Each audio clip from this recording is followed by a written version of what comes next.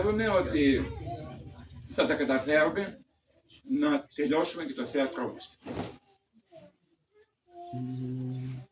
Με την ευκαιρία αυτή θέλω να ευχαριστήσω τους πατέρες, τους ιεροψάλτες και την Στέλλα Δαγγέλη που πρόσφερε τους άρτους χθες και σήμερα. Να ευχαριστήσω και τον Δημήτρη το Χτενέλη που σήμερα έφτιαξε τα καφεδάκια επάνω. Και βέβαια υπήρχε μια προεργασία την οποία έχει αναλάβει χρόνια τώρα ο Σιδηρέλης ο Τάσος που καθάρισε πάνω τον λόφο και την ενότητα της Αγιάσου, ιδιαίτερα τον Μιχάλη που έστειλε εργάτες εκεί και καθάρισαν τον δρόμο από τα Πευκατζήγανα για να μην εμπιστούμε όταν κατεβαίνουμε.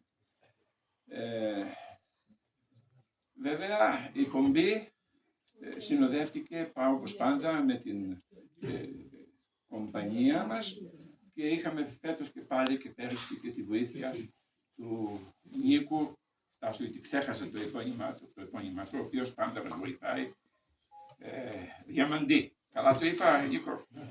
Ναι, με τους άλλους βέβαια, τους καλούς μας εδώ, τον Κώστα, τον Ζαφυρίου, τον γιο του, τον Καζατζή, τον Στρακή, τον Ταγανέλη, τον Στρατή, την Κατερίνα, την Κουτσχουδή.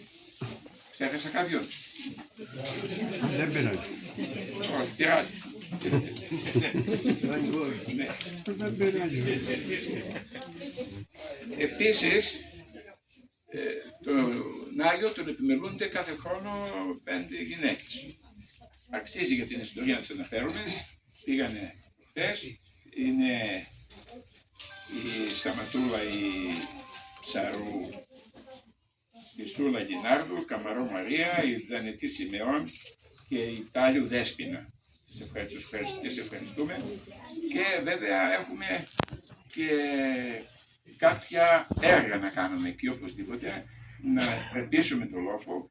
Ήδη ήταν σε ένα υποφερτό σημείο τώρα από ό,τι άκουσα όσοι πήγαν εκεί, αλλά χρειάζονται πάρα πολλά έργα, γι' αυτό και κάνω έκκληση να βοηθήσετε όλοι, να μαζευτούν κάποια χρήματα, να φτιάξουμε το λαϊλαθημένο περίπτερο εκεί, να κάνουμε κάποιες περιφράξεις εκεί στα ψάρια που έχουμε μέσα στην δεξαμενή και να φτιάξουμε τις τουαλέτες και κάποιες μονώσεις που χρειάζονται στο εξοπλίσιο.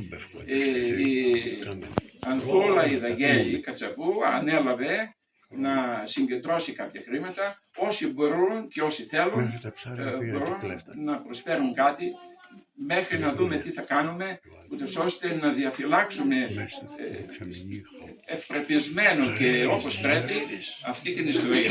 Είναι μια ιστορία που ξεκίνησε από όλους τους Αγιασώτες, μικρούς και μεγάλους, ολοκληρώθηκαν οι εργασίες το 1962 και μετά από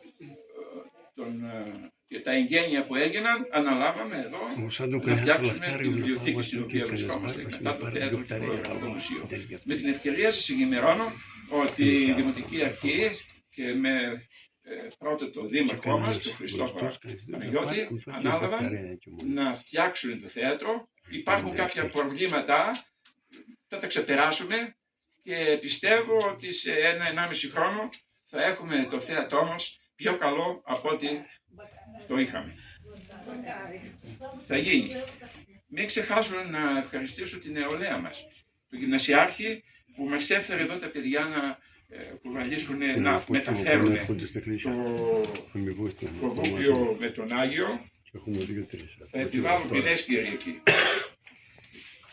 Και τα παιδιά που σήκουσαν είναι και τα παιδιά που τα συνόδευαν, βέβαια το γυμνασιάρχη του Γρηγόρη τον Λετά, τον Μάριο Τζανίτ, τον Γυρέλη Βασίλη, τον Καπάτο Θανάση, τον Γκαμπρέλη Χρήστο, τον Ρώσα Νίκο, τον Ζεκιολάρη Μπριάν, τον Ζεκιολάρη Οριέν, τον Αζώτη Μιχαήλ και τον Ραφαήλ Σουσαμλή.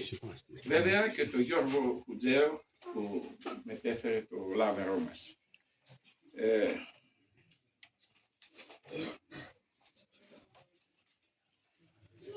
Δεν νομίζω ότι έχω να